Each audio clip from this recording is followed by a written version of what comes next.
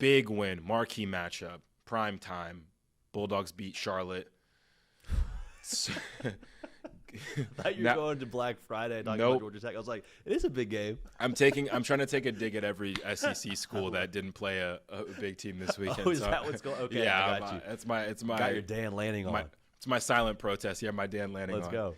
But yeah, they beat Charlotte. Now they have clean, good, old-fashioned hate, notably Mercedes-Benz. JD, we have the same 12 teams here. Like this is the 12 teams we're working with now, hypothetically for the bracket. All these 12 teams have 12 quarterbacks. Only one of the quarterbacks in these 12, though, has playoff experience, and that's Gunnar Stockton. That plus what we've seen from Gunnar this year. Is there a team in this 12-team field in the postseason that you trust as much as Gunnar Stockton? When you put it that way, I trust Dante Moore. I trust Julian Sayin. I don't know that I trust a lot of other quarterbacks more than Gunnar Stockton that are ranked behind Georgia in these rankings, if that's a fair way to put it. Like Ty Simpson, I guess, is in that discussion. I think even the fact that he has playoff experience, and the thing too, Cato, he has like good playoff experience. Yeah. Like he looked, I think the result of the game and the lack of offensive production on the scoreboard for Georgia probably makes you feel some type of way if you're a Georgia fan.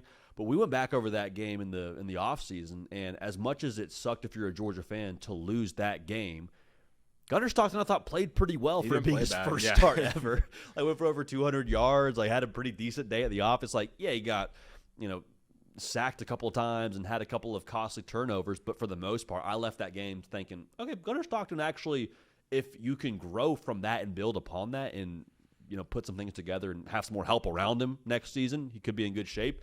And even with what I thought he was in that game a year ago, did not see the production and the performance he's put on this season on the bingo card for your boy truly. So to answer your question, it's a short list. It's a very short list. Yeah, I'm comfortable putting him number one. I don't. There might be more talent other places out of these 12 teams we're talking about.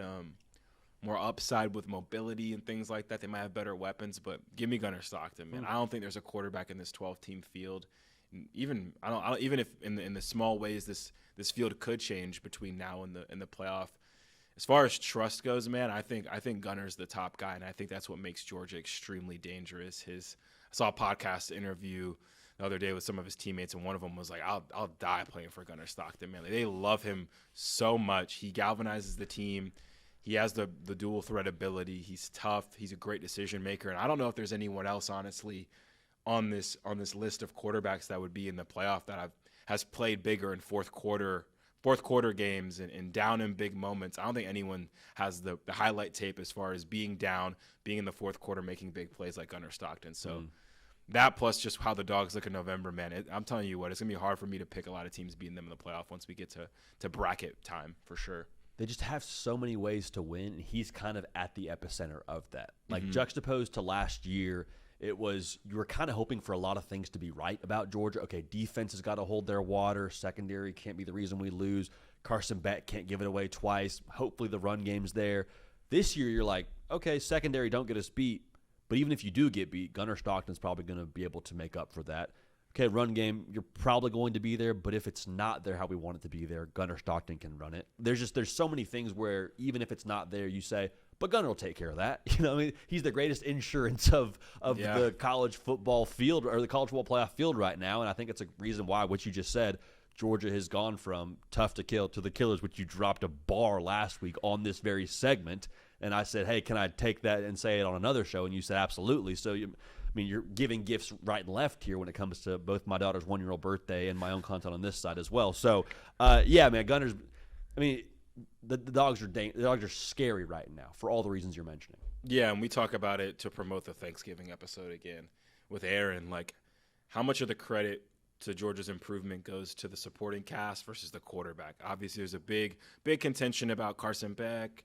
How good of a leader was he with the team? Is this team playing harder for Gunnar Stockton? Like, this team led the nation in drops last year. Yeah. And now Zachariah Branch is an awesome weapon. The tight ends have been playing better. Like, it's a little bit of both, I think. I think Gunnar has played to and been more of the DNA of this program, and this program just naturally, offensively at least, has gotten a lot better this year. But, man, you just think to some of the big throws this guy's made. The fourth quarter, fourth down, Humphreys, Tennessee, in Neyland. Like, there's just been moment after moment. Auburn game down. Like, this guy just makes it happen, man. And I'd be more surprised if someone else in this postseason made it happen to his level in a win over Georgia versus Georgia doing what they've done previously in the year. And now I've gotten to the point where they're in their full stride and they don't even have to put themselves in that position anymore. So really excited about Georgia and Gunnar Stockton, I think, when it comes to the postseason. Here's one more thought. How many picks that Carson Beck threw last year would Gunnar Stockton maybe not just have thrown, but would have been able to get out of?